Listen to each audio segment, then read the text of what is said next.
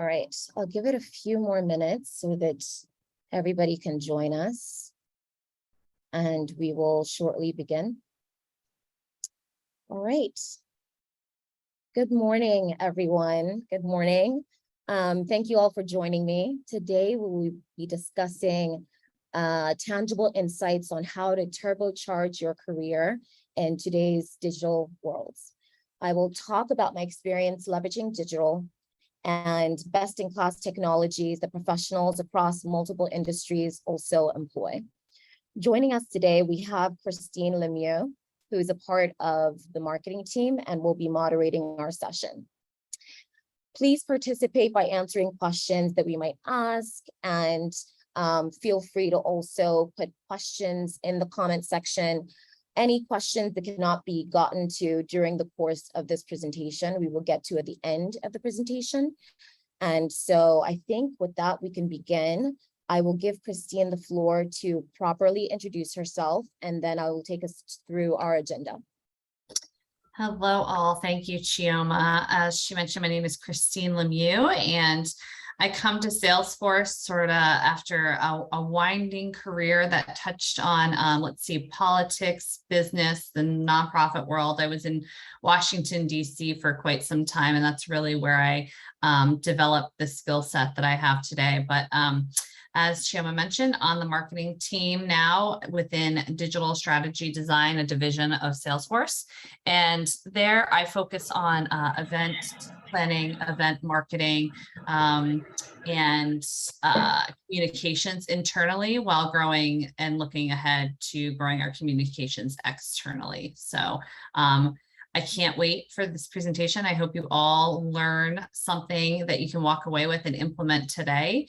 And yeah, as Chioma said, I just want to encourage you all to be participating and involved in the conversation. So let us know what you're thinking. Let us know your questions, okay?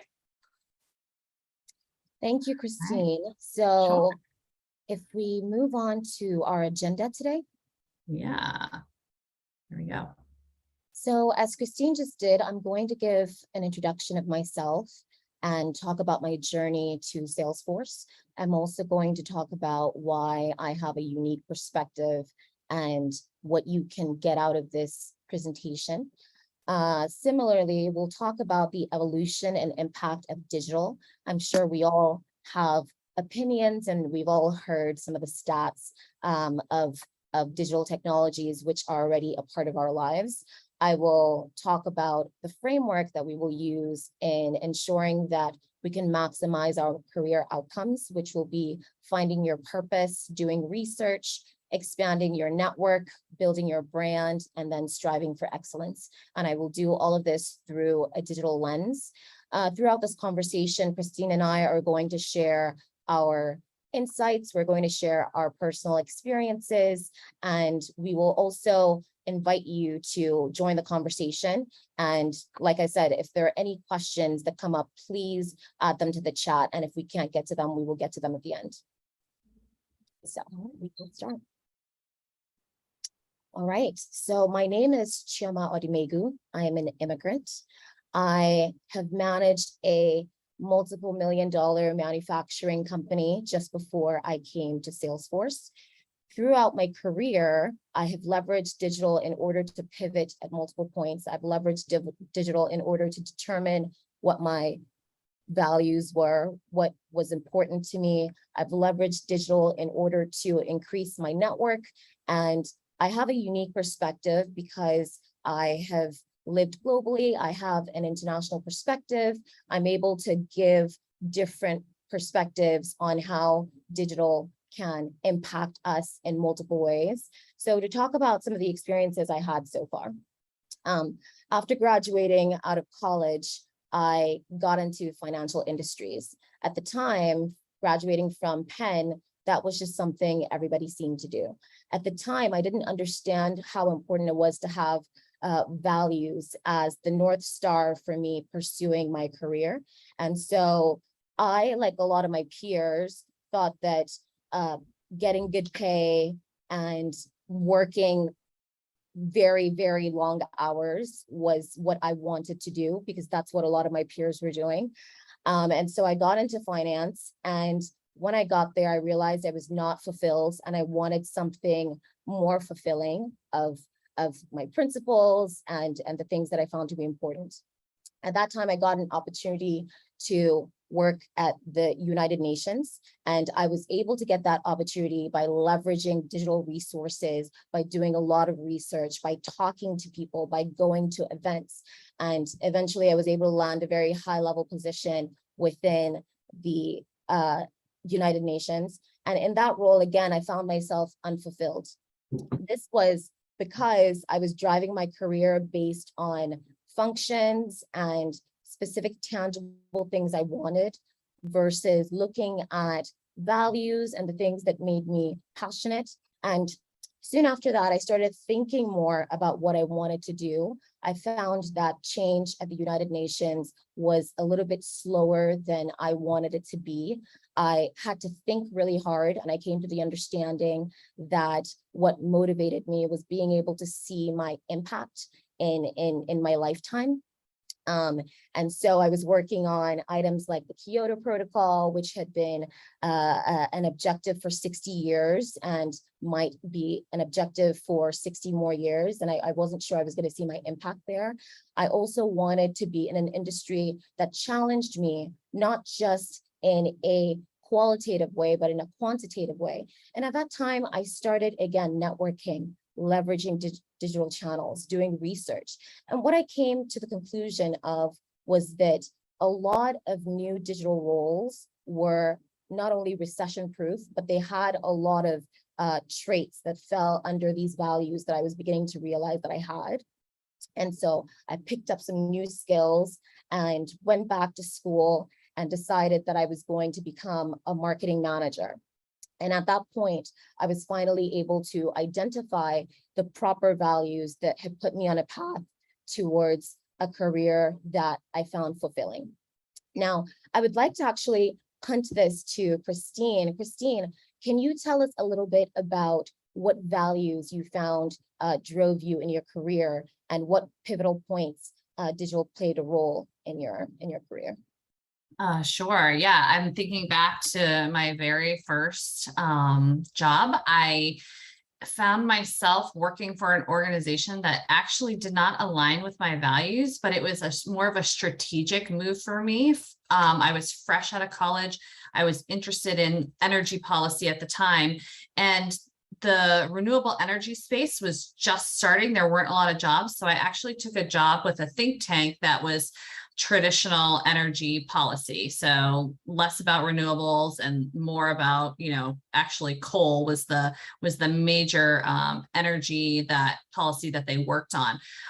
So I would say that I definitely left college thinking about my values, but understanding sort of like how I could strategically grow my career. And I felt like, I could have just this very narrow perspective or truly understand what the landscape was like. So I took that leap, which I think not many people would do, but it was very insightful and informative to me in helping develop my career early on. And that was to work at a place that maybe actually didn't reflect my values, but I stood in them because I was trying to gain access to more information. So I think, like you were saying, like just trying to, keep your skill set fresh. I certainly didn't know everything fresh out of college, didn't even know about the workplace. So it was a good place to start my career. But definitely I left there because I was like, okay, now I feel like I understand things better, and I want to move towards more of having a position that reflects my values. And I shifted later on, a year or two later, into climate change policy. In regards to the digital aspect, I mean, I'm thinking back, and it's I can't wait for you to get into this, that how drastically things have changed. I've been in the working world 18, almost 20 years now. And so there have been different points where I've definitely leveraged digital. I'm thinking back to a job I was applying for where I didn't have the job yet. I was in the final round. I was told that they were having an event coming up and there was going to be a Twitter chat. And I was very upfront in the Twitter chat, like resharing things, having conversations, trying to pull people in so that they could see that I was well versed on that channel, and that I was, hopefully providing them with some engagement. I definitely got feedback that they appreciated that afterwards. So that was awesome. I mean, when I told people I was doing it, this was kind of when Twitter was new, people were like, that's interesting. Like, some people didn't get it. And I was like, no, this is just how things are going to happen. And I need to show them I understand that. So that, and, very early on, I'm thinking back to just email. Like, everyone is so accessible today. It's kind of astounding that how quickly you can reach and connect with people just over email, or, you would think in Instagram DMs. I've certainly approached people that way. There was someone who I read about in a magazine, and afterwards I emailed them. I said, I think the work you're doing is incredible, and I see that you're in DC. Is there a chance we can grab coffee? And that led to a year-long volunteer relationship where I helped this person out with growing a program. They were working, specifically, they were working with soccer teams in Afghanistan. And that was sort of a passion project for me. So those are just a few insights I have regarding how I've woven in the digital and stood in my values and just connected with people.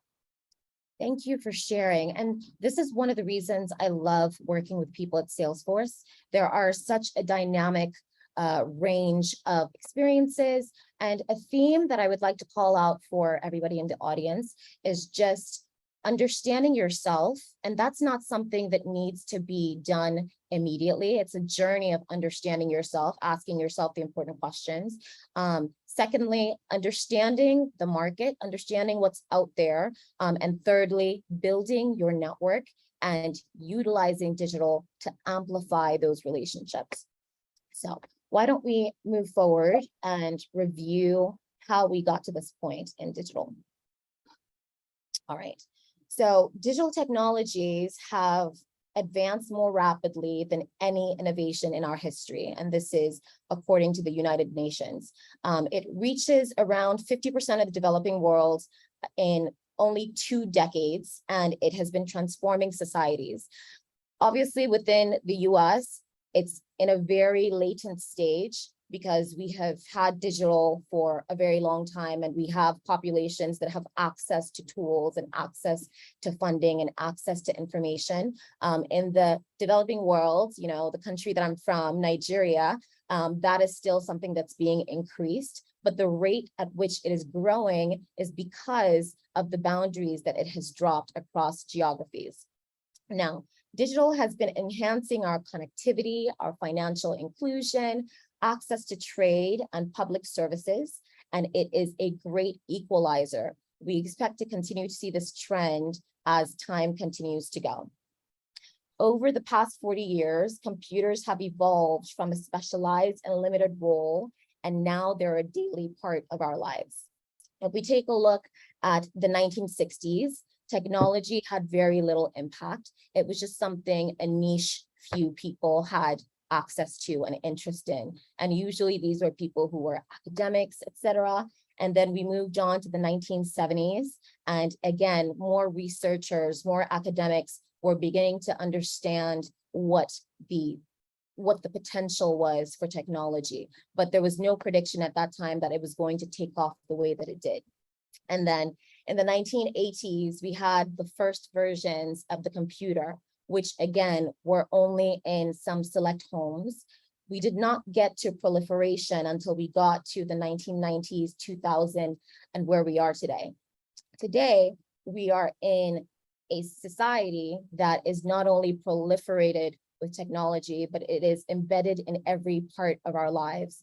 Babies, from the time that they're old enough to talk, from the time before they're old enough to talk, they're watching CoComelon on an iPad, and all of us are expected either in the education system, either at work or elsewhere, to understand specific digital skills, and doing so in a way that is amplifying the things that we want to do is what we're going to be discussing further.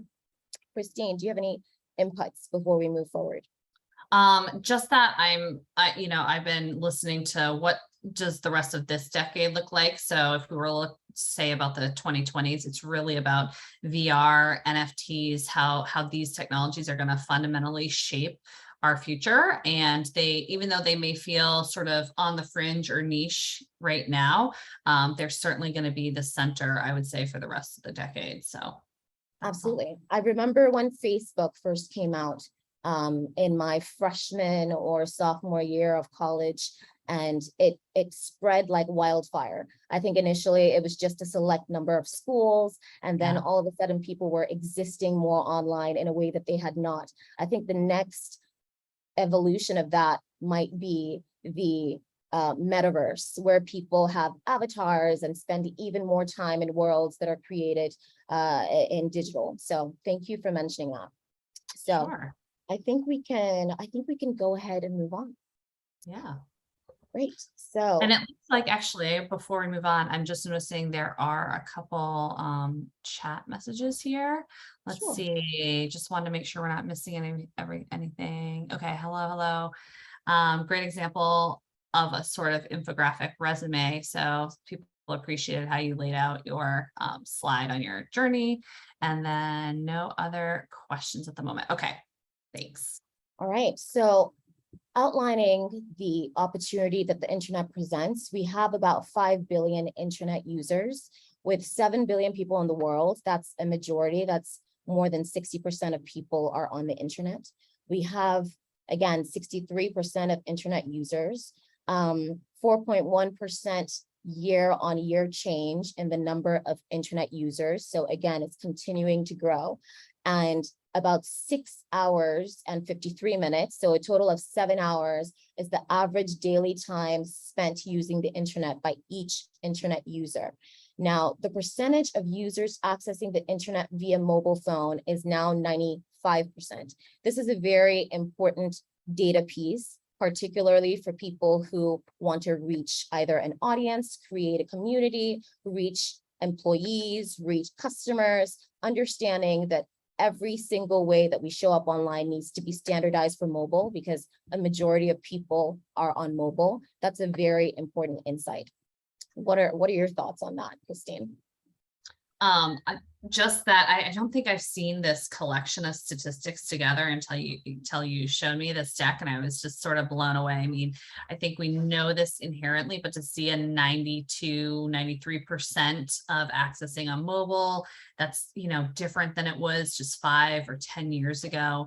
The average daily time spent using the internet made me feel better about my personal use. You know, that I had heard it was lower, and I was like, it can't be lower. Everything is digital. So yeah, great info here. Thank you. All right, so we can move forward and just talk some more about the economy that we're in. So currently, the economy that we're in is determined by information technology, as we've outlined, communications, and intellectual capital. The driving forces that we're seeing in this new economy are ideas, knowledge, services, branding, and advanced skills. Knowledge is the major input here because the internet is a big database in which we can aggregate knowledge. So people who are able to create useful, relevant knowledge that they're able to broadcast to people who find that useful will and have ended up being the most powerful digital trailblazers in this current time. What we have found with the economy that we're in right now is productivity is increasing. People are able to work at any time, anywhere. The dream that people post on Instagram of being able to travel and work has become a reality. In the face of recent events such as the COVID-19 pandemic and the potential future recession, what we're finding is that people are now able to do work remotely. This is a finding that employers are utilizing to ensure that they're providing the right features of jobs that are now fully in demand. Now, deployment of technology is a driving force. Markets now have walls that have been torn down. Globalization is rampant. Now we can work with someone from India, the UK, etc. Even with different time zones, we have the communications technology to collaborate and create greater synergies than we were before these times. What's important to state here is that there are continuous changes and continuous innovation in this space, which means that as digital nomads, we also have to continuously change and continuously learn new platforms and continuously learn whatever the new thing is to learn. So for instance, if we take a look at the social media space, Facebook was the star not too many years ago, maybe 10, 20 years ago, maybe 10 years ago.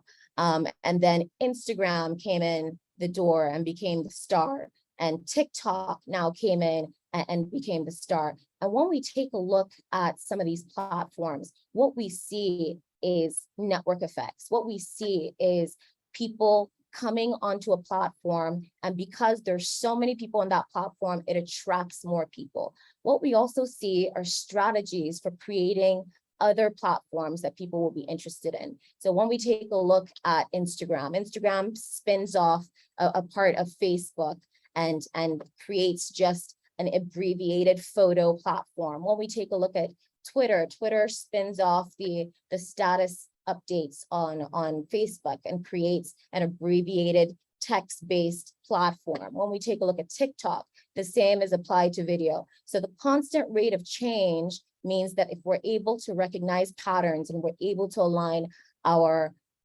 vision, our values, our passions, as well as our skills to this constant change, and we continue to educate ourselves on new platforms, we will be able to take advantage of the new economy that we're in.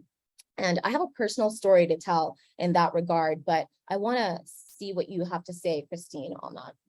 Yeah, I was just thinking, as you were mentioning, us transitioning to this knowledge-based economy. So if information is everywhere, how does one stand out in the sea of information and sort of show themselves as a person who can leverage all of that to their employer?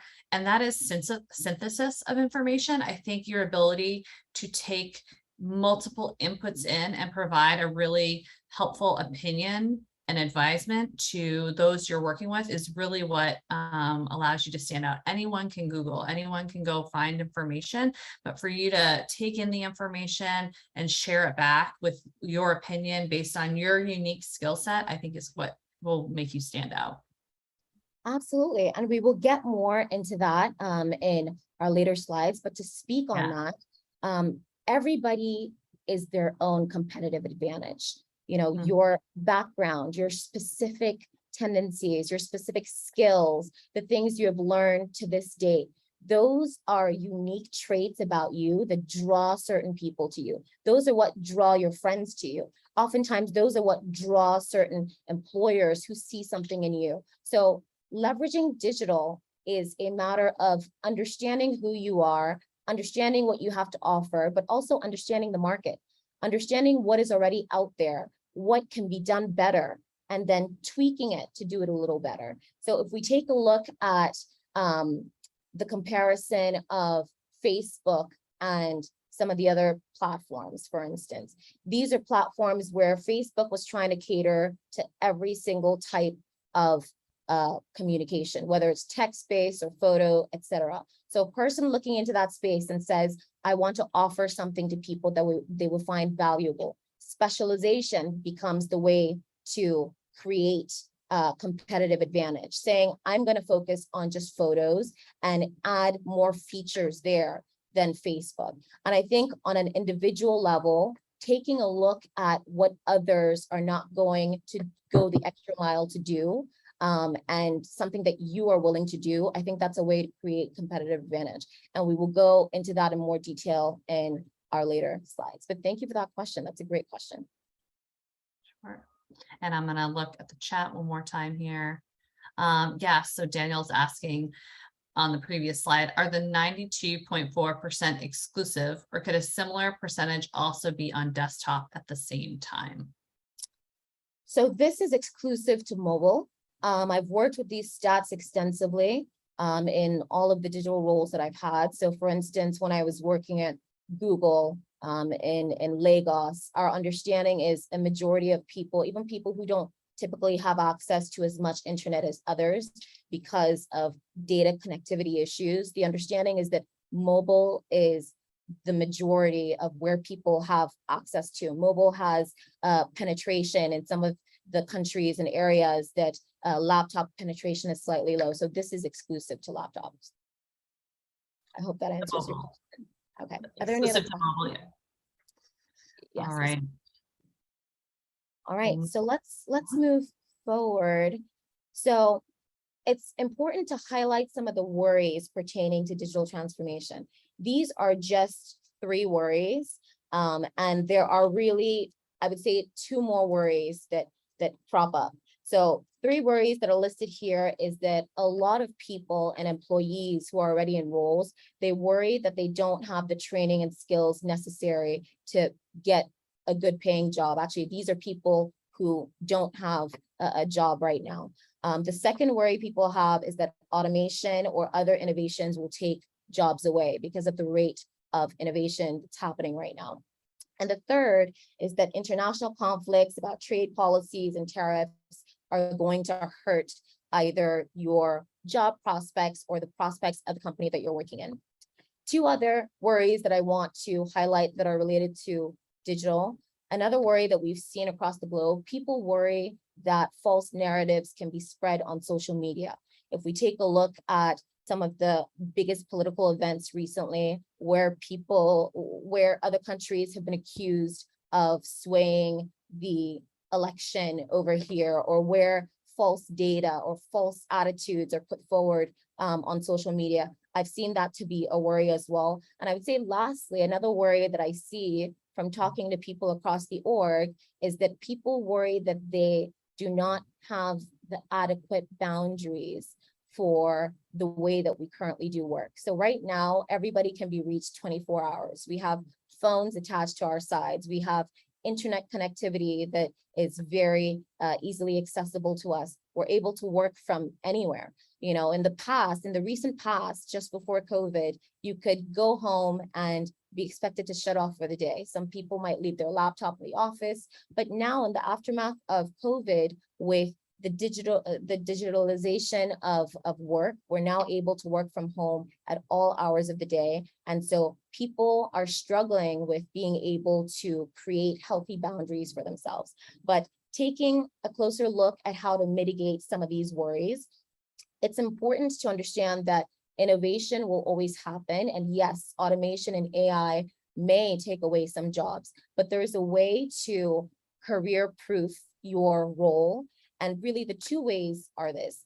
First of all, continually learning, continually understanding what the in-demand skills are. If AI is going to proliferate, one of the top skills is going to be programming and computer engineering, et cetera.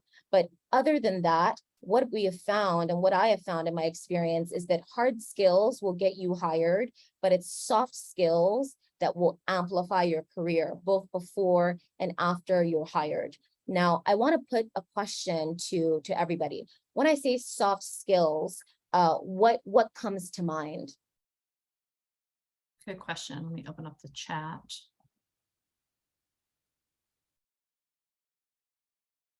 Communication, absolutely. Absolutely. Communication is absolutely one of them.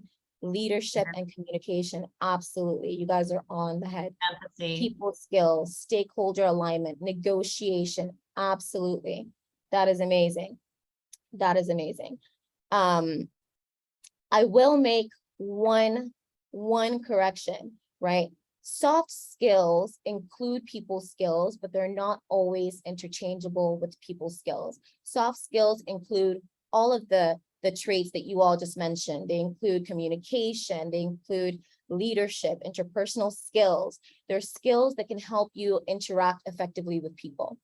There are studies that find that if you're able to be friendly, interact positively with your peers, if you show up on time, you're reliable, and if you are dressed appropriately at all times, those 3 things in aggregate can increase your career outcomes than being unreliable, than being cantankerous and not getting on with others, and also than not being appropriately dressed. Leadership is a trait that I always talk about with my team, because leadership scales the impact that a person can have.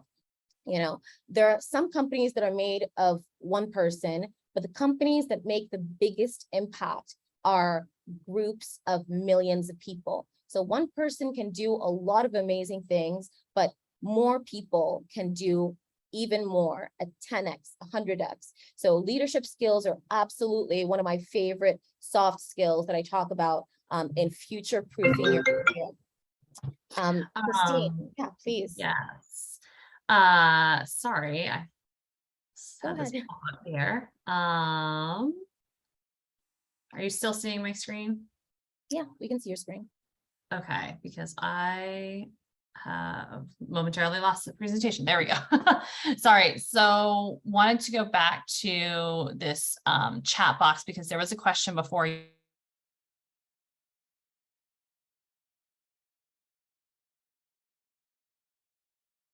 Christine, you're on mute. Oh, looks like I got muted. What would be the jobs of the future? So especially in creative or the design field, someone is asking. Thank you. So my prediction of the jobs of the future in creative and design fields. So I know a lot of people in creative and design field are already aware of tools like Canva, for instance. And when I take a look at multiple industries, when I take a look at what's happening in the stock market and what pundits are saying, what I find is that people believe that creating more accessibility in terms of being creative is the future. So I think designers will, again, take on even more programming skills. Like everybody, I believe everybody will have to know some degree of programming skills. And I think designers, in addition to creating their own designs, will also work to create tools that can make design creation accessible to others. So that's where I believe the direction of design is going. But this is just a theory based on conversations with peers, based on, reading news articles and seeing sort of what investors are interested in right now. I don't know if that answers your question or if you have a secondary question.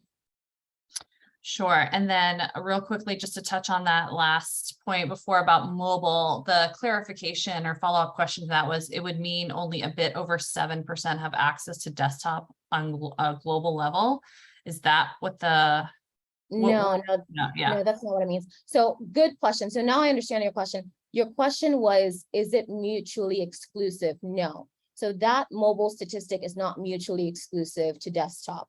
That mobile statistic is, I guess, collectively exhaustive with whatever the metrics are for desktop, but it's much higher, maybe not much higher, but I would say it's definitely higher than desktop.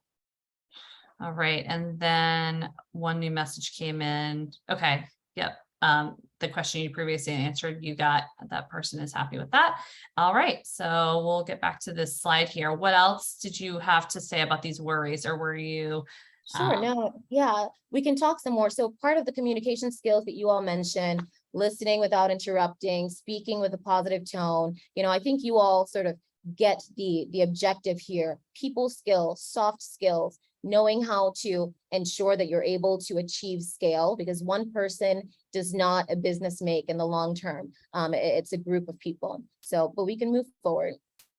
I'll just put a point on something I've experienced in my career around seeing automation change the way or change people's roles in an organization. I worked with someone who the organization was modernizing its technology. This person's job was certainly becoming questionable because of the new technology that the organization took on. And it was unfortunate because when the person was approached about, okay, well, this is what we think with your skill set, what you could do, given that things are changing, the person was not open to that. And as a result, they did lose their job. And so I felt like the employer did a really good job of trying to offer them a path forward, but that person wasn't open to like additional learning on this new system. And, and that's fine. They made that choice for themselves, but it is real. And I've seen it happen, certainly. Absolutely. Thank you for that input, Christine. So moving to this, and I'm going to breeze through a few of these so that we can get to some of the points that we've been touching on. Some of the areas right now in digital that are very important, that are skills that I believe everybody needs to look into developing one way or another. Content creation is one of them. As we spoke about in this new economy, knowledge is power. Understanding who your audience is, what it is that you have to offer, and how you can deliver that content to people. That's a very important skill to begin to look at. As designers, having a portfolio, understanding how to utilize WordPress on a rudimentary level to be able to put things up, understanding how to do a touch of web development if you need to upload something. E-commerce is another area that's very important. In this group, there might be some people who are thinking of going into entrepreneurship as opposed to going the traditional route. E-commerce is a very impactful field. It's a field that I personally have dabbled in because the power of digital is so vast that it becomes very important to figure out exactly how you can scale that.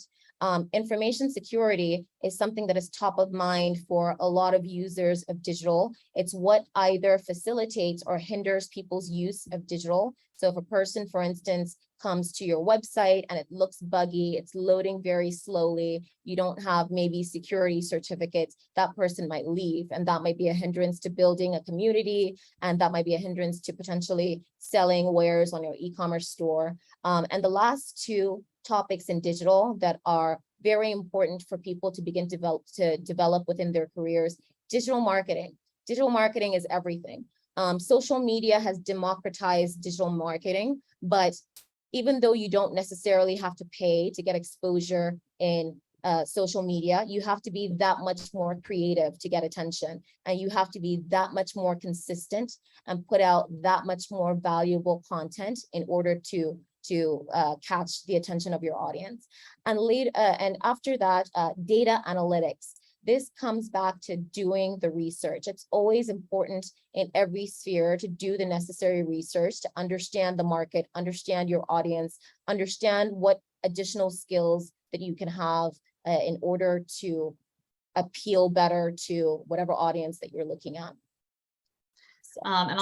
And I'll just add on the data analytics side. I don't see it, and I think it also applies for digital marketing. But General Assembly, if you're not familiar with that organization, you can go through training programs for them. My friend just did a career switch to become a data analyst, and she went through General Assembly. So, right. Okay, so we can talk about digital all day. We have almost 15 minutes left, and we're just now getting to the meat of why we're here. If you want to turbocharge your career, you have to first get to an understanding of yourself. You have to ask yourself, what are your strengths? What are you particularly good at? What skills have you developed over time? What talents are you aware that you have? And potentially, could people pay for those talents? It's also important to understand what your values, your beliefs, and your passions are, and see where that might intersect with your strengths. So for instance, asking yourself, what is important to you? For many people, respect is one of the most important values in a workplace. For many people, regardless of how much they're paid, regardless of how big the brand is of a company, if they come to work and they don't feel respected, and for other people, if they come to work and they don't feel that their work is important, that ends up casting a negative light on their experience. It's important to understand what helps you believe in yourself. Now, this particular topic is near and dear to my heart because belief always precedes action. If you do not believe that it's possible for something to happen, you will not take the necessary actions that might get you to where you need to be. Now, I'm going to tell a really quick anecdote here. When I graduated out of business school, at the time, I decided I wanted to work at Google, and I hadn't graduated yet, actually. And so my business school peers and I traveled to Israel. And while we were there, we were at a landmark called the Wailing Wall. We were told to write down something that we really want and put it in the Wailing Wall, and people would pray, and who knows what might happen. Now, this is not a cause for religion, but this is a point that I want you to stay with me on so that we can get to the end of it. So after I wrote down, okay, I'd like to work at Google, I put it in the wall. All right. So I moved back to Nigeria at that time. I had done a lot of interviews with Google specifically that had not panned out.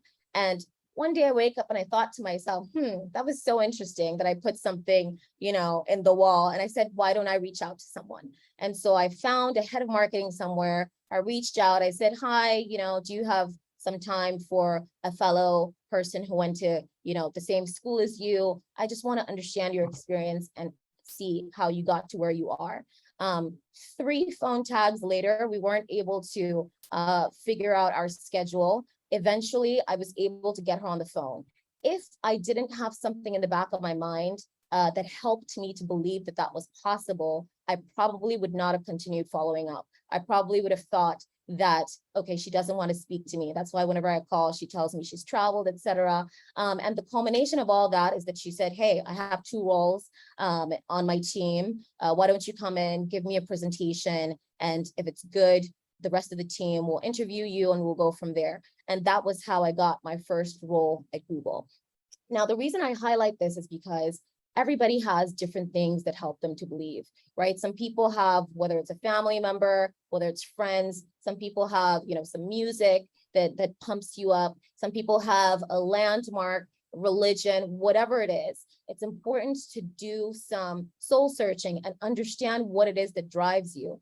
And I think similarly, it's important to stay away from those who will tell you that you're not good enough, who will tell you that you can't do it, who will tell you you're too old, your school is not quite right, you don't have, the necessary skills. And I think that's a very, very important part of that in determining your values, beliefs, and passions. And lastly, I think it's important to understand what is your value add. Even if it's not necessarily a strength, even if it's not necessarily a value, belief, or passion, what is it that you have been able to offer to people that they found valuable? On your social media page, are people always saying, oh my goodness, you're so funny? Are people always saying, I come to your page for the news? What is it that people tell you that you give to them? I think finding something that intersects one or more of these will begin to get you in the direction of where you can go in your career that will give you the most fulfillment. Christine, and just keeping an eye on the time, we have about 12 minutes, so we'll breeze through these. Yes, I just want to add a quick exercise that I did at one point in my career and will continue to do. Check in with your colleagues. If you're not sure what you're really offering of value, if you need clarity around that, ask 5 people the questions. Hey, what do you think I do that is, just something naturally that comes through my skill set that you appreciate? Or, what is it that you see that I'm really good at, just sort of naturally? Ask that of the people you work with. Thank you. Right. Yes, absolutely. And that takes us seamlessly into our next slide, which is do the research. In everything, whether you're trying to figure out what your value add is or trying to figure out what your audience wants, always do the research. If you're trying to figure out so for instance, if you want to be in a role, it's important to go on LinkedIn, take a look at someone who is in the position you want to be in, take a look at their credentials. What was the experience that they had before they entered the role that they're currently in? What amount of time experience do they have? What schools did they go to? Not specifically the schools, but do they typically require a master's? Do they typically require a certificate? Take a look at some of those trends and talk to people in order to understand exactly what some of the criteria is. In addition to saying that, even if you don't always meet a specific criteria, go for it anyway, right? There are statistics that show that men more so than women apply for jobs that they may not be fully qualified for, and more often than not get those roles because they're applying for them. So sometimes it's fine to apply if there's only one item missing. As I said, what you believe will happen sometimes drives the outcome, because that's going to drive the actions that you take or don't take. Secondly is taking a look at what the opportunities are. What is the role description? Who are the hiring managers? Who are the gatekeepers for that? And lastly, evaluating what the gaps may be in your experience and what you can do to fill those gaps. Right now, with the democratization of information, it's possible to learn almost anything on the internet.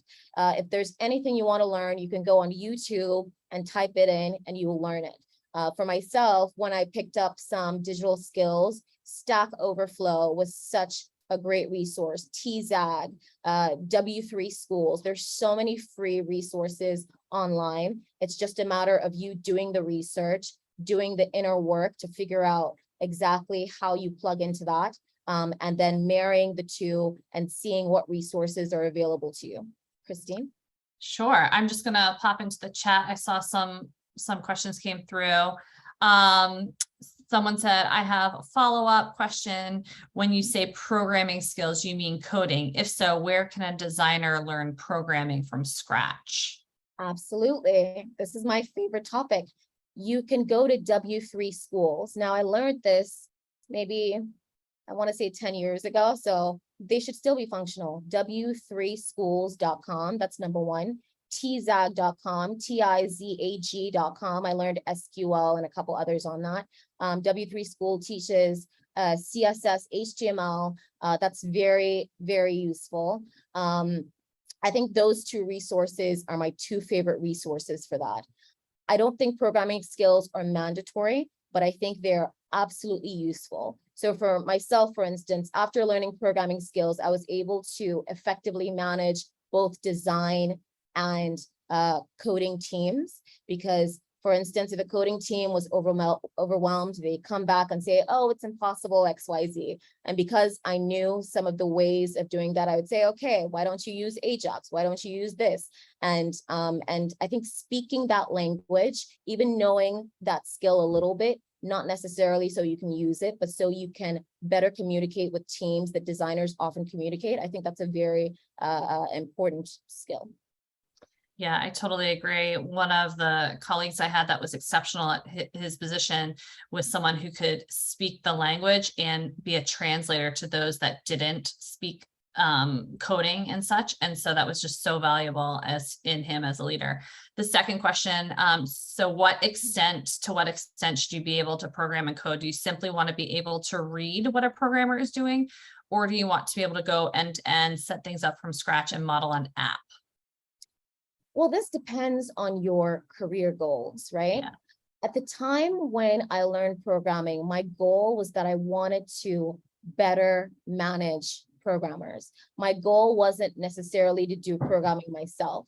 Now, knowing that skill has helped me in many different ways. If I go to a particular page and I see an element and I want to figure out how that works, I can inspect that and figure a couple things out myself. It depends on your goals. You know, if you're going to be a programmer, then yes, reading code and executing is important. But if you're doing it for some other objective, I think that will then drive the extent to which you learn it. I think as a designer, there are many different ways to design, right? There's the CSS design aspect of that. So you have to ask yourself, is it web development designing that you're looking into? Is it more wireframing, etc.? I think communications between and across teams being more synergetic is always a better situation. And I think it's something that can position a person more competitively in the market. So I would say it depends on your goals. Another question came in while you're talking. How much time do you spend on personal development? Good question. Very good question. I spend at least 1 day a week on personal development. I'm obsessed with scale. I'm obsessed with flexibility. I'm obsessed with the idea that you can put something in motion that generates income for you, and that reaches 1 million people at once. And so I would say at least once a week. You know, some things that generate scale for people, writing a book, right? That reaches a lot of people. And Amazon has democratized the ability to write a book, right? You can write a book, you can upload it. I uploaded a random text that I didn't even curate, and I got a sale immediately in Europe. And it was something like 50 steps to do XYZ. For me, it was testing that platform and understanding exactly what we can do with that. When you take a look at apps, understanding that over 90% of people are on mobile, apps are a huge way to get in front of millions of people if you provide just the right value. So I would say I spend at least once a week thinking about it, reading a lot of resources online, etc. All right. No more questions at the moment. We'll go to the next slide. So let's skip this slide because I think this next slide is one of the most important things we can talk about here. LinkedIn is a very powerful platform. And I think it's very important to talk about the fact that as you begin your digital journeys, it's very, very easy to think that when you apply for a job and you put in a resume, that's good enough. A lot of people who have sustained success in their careers do so because they're able to leverage digital channels to leverage their outer networks. So I think we've all heard about networking. Networking is basically leveraging people within your network.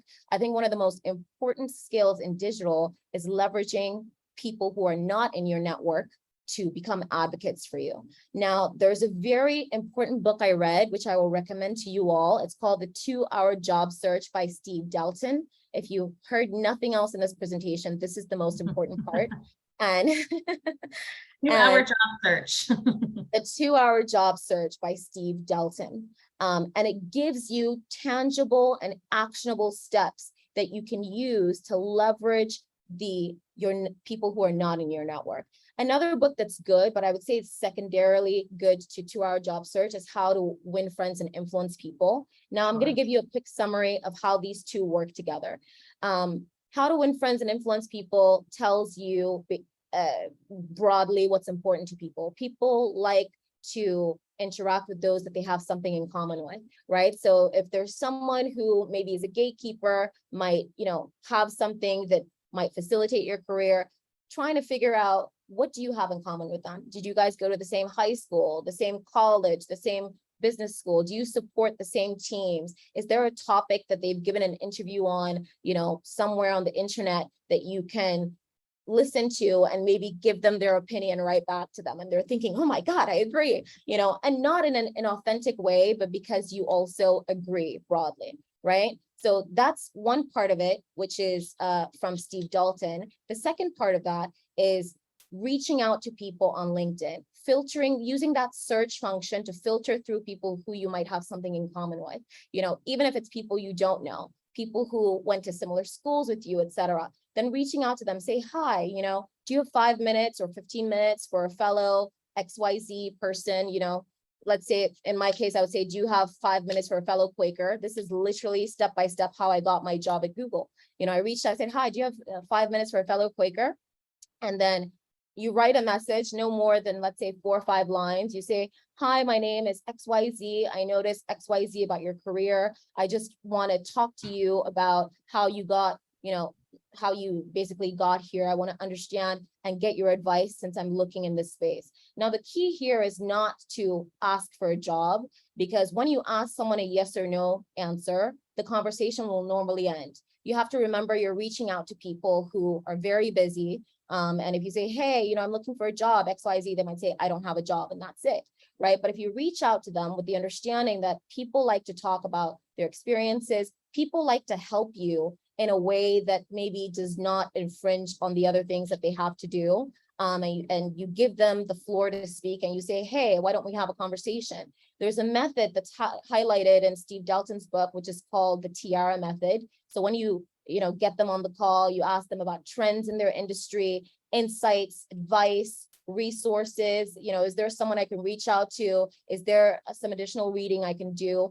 And at that time, most professionals, if they have additional resources, if there's someone else that they can refer you to, if after you spoke to them about who you are, what your elevator pitch is, and they think that there is something that is a fit for you, they will refer you at that time. I think it's very important that people understand that everything that you want in your career, even in your life, there's someone out there who's ready and willing and able to give that to you. You just have to figure out the ways to interact with people so that that conversation is ongoing and not shut down. Now, the reason I recommend the book is because it gives you specific line by line what to do, how to follow up, how to stay consistent. It manages your expectations. Not everybody is going to respond. It helps you project manage the whole process, by creating a spreadsheet, diversifying, the type of person that you're reaching out to. So you're not reaching out to all C-suite people. You reach out to some managers, etc. And then it's also important to take a look at who the gatekeepers are. Sometimes you reach out to heads of departments. Sometimes you reach out to an employee. Sometimes you will reach out to a recruiter. And LinkedIn is such a powerful tool because it becomes important not just to reach out to anyone, but more often than not, trying to find someone in a particular company that has something in common with you, like a school, for instance. I don't know if there are any questions before we move forward. We're running over time. Yeah, I was just going to say we are at time here, so we'll skip ahead. No questions at the moment. You mentioned these books. Yes. Right. This is just talking about the impact of social media. In 1 minute, 1 million people are logging into Facebook. 45 million people are watching videos on YouTube, which we know, and over 300 people are scrolling through Instagram. I think these are all metrics that we have some intuition about because we're all a part of this digital movement. We can move forward. Now, I would say the second most important takeaway here is just creating an online presence. You don't know where that's going to take you. I think as a designer, it's important to have a website. Now, a website might be too cumbersome for some people to manage because you might need some rudimentary skills to put that up. If that's the case, a WordPress website is fine. That tends to be low tech. In addition, have access to social media channels and create a strategy. Creating a strategy means, number one, trying to figure out what audience are you trying to reach? Who are you what type of content do you think this audience is going to have? When you think of your audience, what is their age? What is their sex? What are they interested in? And when you create content, it then becomes very important to be very consistent. Frequency ends up not being as important as consistency. If you want to do it every day, that's fine. But if you want to do it every week, that's fine too. If you do it every day and then you're skipping it, for a particular 5-day stretch and another 3-day stretch, you will establish yourself maybe as not being as credible.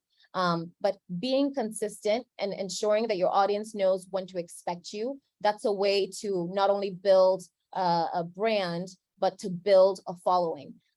This takes us back to the research that we talked about prior. Always do your research. Ask your followers questions. Have a competition that engages them and that gets them to tell you things about themselves, things that they're interested in. Ask them, why do you follow my page? What is it about my page that's so interesting to you? Because I want to do more of it. When we take a look at this gives us several different platforms. And I think the platforms I want to call out, if you're trying to reach an executive audience, the platforms that executive audience exists the most on are LinkedIn, Twitter, and Medium. Medium is not listed on here. Now for e-commerce, because I've run an e-commerce website, Pinterest is a secret weapon in e-commerce because of the way the network is structured. I don't even fully know yet how to explain it, but they amplify their shares in a much different way than other platforms. So Pinterest, every time I look at my data dashboard in my e-commerce website, it's always from Pinterest more so than other social channels. And Google is also not listed here. Google has a higher price point and it's not as free, but there's the SEO component. The SEO component of Google is just understanding what is trending at the time. I think just having an e-commerce website as a throwaway has helped me understand SEO from an organic standpoint. So for instance, if a Mary Poppins movie came out, then my e-commerce website, which has no advertising, and let's say there's an umbrella that has a keyword of Mary Poppins in there, someone's going to buy that. And that's how SEO works. If there are things that people are searching and searching it in mass enough numbers and going through each of those Google pages enough, And that if you have those keywords on your websites or your public pages, that's a way to be found. But this is just a thought on how to be consistent, how to build an audience and a community, as well as how to build a brand. Christine, did you want to say I just anything? want to jump to the chat. Do you have any recommendations for overcoming imposter syndrome or social anxiety when cultivating your social media presence? Thank you so much for that question. That is a great question. Imposter syndrome is something that does not skip over, very many people. It's something that I've experienced myself. And the way to overcome imposter syndrome is to continue to push yourself out of your comfort zone. It's to feel uncomfortable and to do it anyway, to feel foolish and to do it anyway. Over time, when you build experience, the confidence will come. Over time, when you begin to know some more about these platforms, to know some more about your audiences, then you will begin to feel less of an imposter. I think as it pertains to social media, there's some people who are gun shy as far as being in front of the camera. Understand that there are also different ways to try a platform. So you can be a blogger, you can be a text-based person who's providing content. Even on Instagram, there are some account pages where I don't even know who runs it, but the information they give is designed so well and it's so useful to me that I follow those pages. So figure out ways that work with some of the issues that you may have. I know that being in front of camera is one issue that I sometimes have and that others may have, but there are other ways of doing that. But push yourself out of your comfort zone is the advice that I would give to you, and continue to do it because eventually you will feel confident. So thank you for that question. Is there a way we can get access to the presentation? A lot of good data in here. And that question would be more for Felix and the team at ADPList. I believe you'll get access, but they can confirm that for us. All right. No more questions at the moment. We'll jump ahead. Jumping ahead. So this is just, a slide talking about some celebrities who got their break on social media. I think it's easy to look at this and say, okay, this is 1 in a million. But I have to remind you all, this was what I thought when other people told me, oh, I got a job off of LinkedIn. I was thinking, oh, that's 1 in a million. And then it happened to me. The only way you can figure out what's possible is to put things out there. Just throw a lot of things on the wall until something sticks, and try to understand it even more as you're going. Ask questions, do your research, do some soul searching, take a look at what's out in the market. What are people doing right? What are people doing wrong? How can you differentiate? Justin Bieber was discovered on YouTube. Most of these people were discovered on YouTube. Kate Upton, I believe, was discovered on, was it MySpace? No, she was on YouTube as well. But one of these celebrities was also discovered on MySpace, which now is obsolete. But continue to create avenues, because right now it's free. There was a time when broadcast media had high barriers to entry. You had to pay a lot of money to broadcast to 1 million people on a television, on a news station. What the internet has done is to open it up. If you want to publish a book, a publishing house is no longer a barrier. You can upload it on Amazon and reach millions of people across the world, even if the content you put in there isn't quite curated yet. If you want to reach millions of people on social media, understanding the kinds of contents people are interested in and how you can differentiate that content, that's another way. So just continue to try things and understand that being innovative is continuously learning and continuously trying things. All right, so they say that the difference between a dream and a goal is creating a plan on how to get there. If you're searching for a job and you have not yet gotten a call, and let's say you filled out, 1 million of these online resumes that are absolutely terrible to go through, create a spreadsheet, project manage your life, project manage all of the initiatives that you're looking into, create a spreadsheet. Put names of people of different levels, put exactly when you reached out to them, put, the timeline for when you expect to reach back out to them, part of creating a relationship is following up with people, telling them where you are. I think when I was starting off my career, I always thought, well, who cares? Like nobody cares. If they don't know me, they don't care. But what you will find is as people move forward in their career, a lot of people are looking for legacy. A lot of people are looking for impact. A lot of people are also very busy. So if you make it easy for a person to make impact just by giving you advice, telling you what their career trajectory is, and then keeping that relationship alive by saying, hey, thank you for referring me to XYZ. I reached out to this person. Here's my progress so far. If eventually they get to know of something that's happening, they can reach out to you. The same goes for some of the other topics we've talked about: community engagement, having an online presence. Be consistent, try some of these items out, do the research, and talk to people who you may have access to, who have been successful in some of these fields, to understand what has led to their success, and just understand that ongoing learning is the only way to stay innovative. It's the way companies stay innovative in this digital age, and it's the way people must stay innovative, especially if people are worried about AI and automation taking over jobs. So, Christine. So this is our last slide before we get to a Q&A. The path where you are today to where you want to be, it may not be a straight path. Usually it's not a straight path. Understand what helps you to believe. Understand who helps you to believe. Understand yourself, to know what your values are, etc. Know that it's okay not to be perfect. Know that it's okay to feel uncomfortable and to do it anyway, to feel like an imposter and do it anyway. Know that it's in the doing that you build your own confidence and therefore build credibility with others. Understand that you will fail. You will fail a lot. I interviewed more than 30 times, I think, at Google before I got the job. And I had to reach out to so many people on LinkedIn before people started responding to me, because I got the hang of exactly what was important, what to say, what not. I've given you the resources. The 2-hour job search is very important. I think it's very important to learn how to leverage your outer networks, and just know that there are people rooting for you who you don't even know about, and stay away from those who will tell you that you can't. All right. Those are my closing words. Christine, please go ahead and give us your closing words, and then we can get to Q&A. Yeah, thank you, Chioma, for that incredible presentation. I really echo a lot of what you said at the end there. You don't know what you don't know what you don't know until you do. And I find that by engaging, you really get the feedback you need to know whether or not you're on the right path or what it is you still need to learn. Sitting around thinking about it, it's just not the way to go.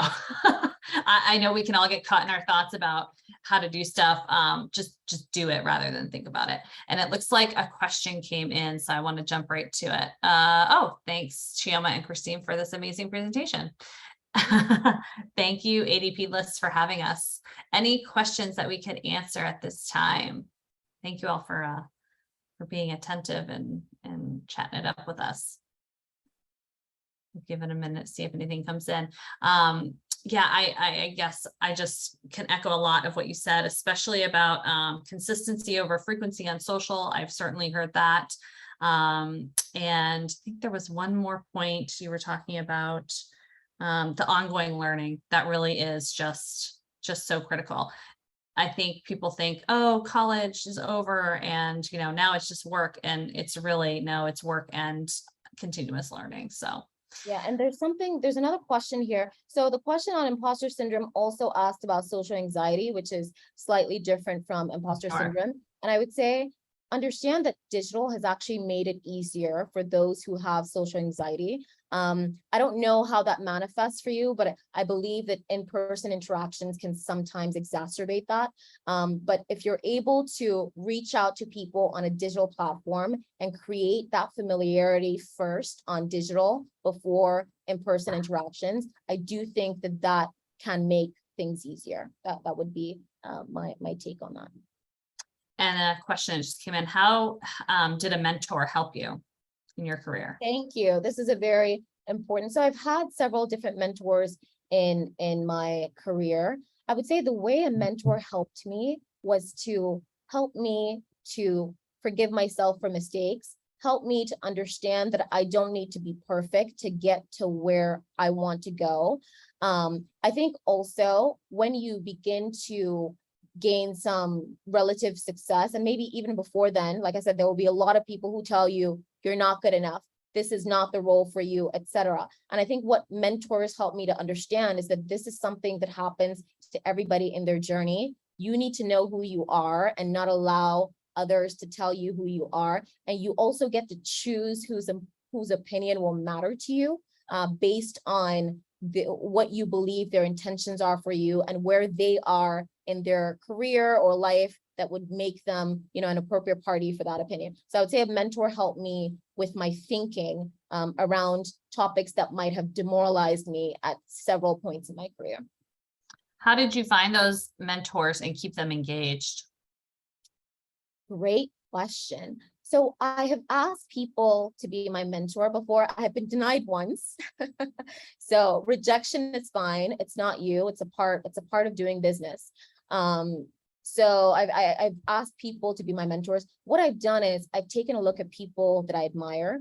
If I had access to them, I would begin to engage them. What I always advise people, if you're talking to someone who is very busy and high level, always try and come with a gift, right? Always come and try. If they're a business person, if you figure out what it is they care about, and when I say a gift, I'm not talking about a physical gift, I'm talking about an intellectual gift, because a lot of mentors want to give advice and want to create impact for others. So come ready to talk about not just what's going on with you, but maybe some of the information that you're finding out in a particular industry that might be of note to them, and that sort of thing. So finding mentors was really just a matter of taking a look at people I admired and starting those conversations.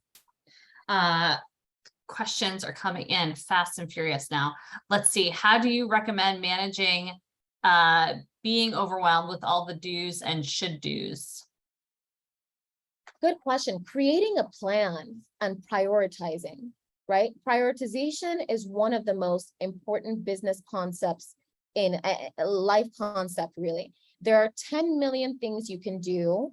So you need to figure out what is your objective and what are the most efficient and most impactful ways to get there, right? So if your goal is to work in a particular company, then the most direct, impactful way to get there would be to create a link, a spreadsheet of people that you will reach out to speak to ask for advice, etc. That might be a more direct route. If you want to create an audience and a community and create a following online, the most direct route is content creation, consistency, etc. So it's just a matter of figuring out what your goals are and prioritizing the most impactful actions that you have the bandwidth to take on.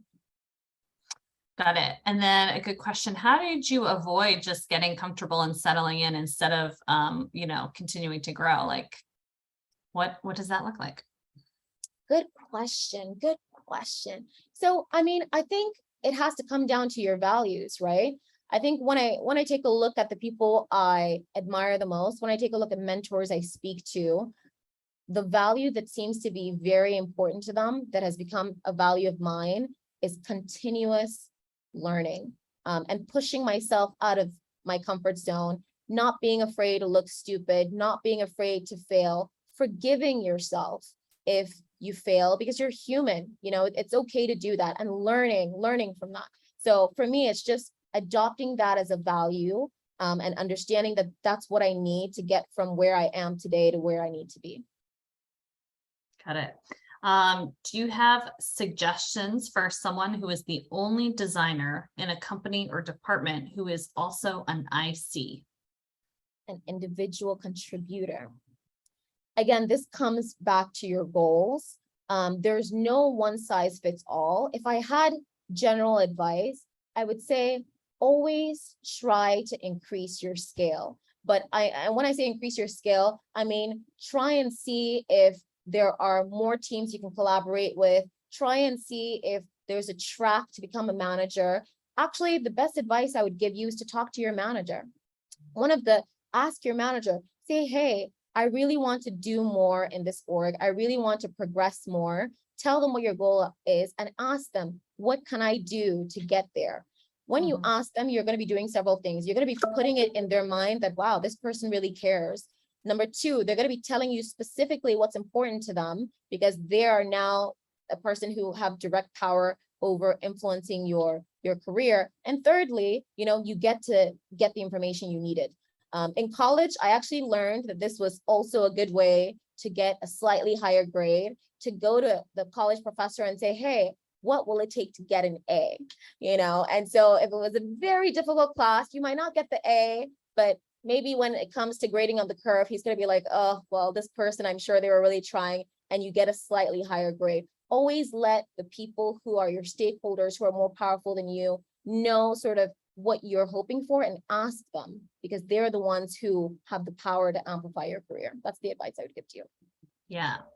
Well, it looks like the questions have stopped. I want to say that we are over time. So grateful that you guys stuck around. Really appreciative to ADPList again, and just offer up, Chioma, your closing comments. Thank you. Thank you, everyone who joined us today. Thank you for your interest and your participation in this topic. We were worried we weren't going to make an hour, and now we went over. And it's all because you all were so engaged and you were a great audience. Thank you, Christine, for facilitating. You're amazing. And I'm happy to work with you. And thanks, everyone.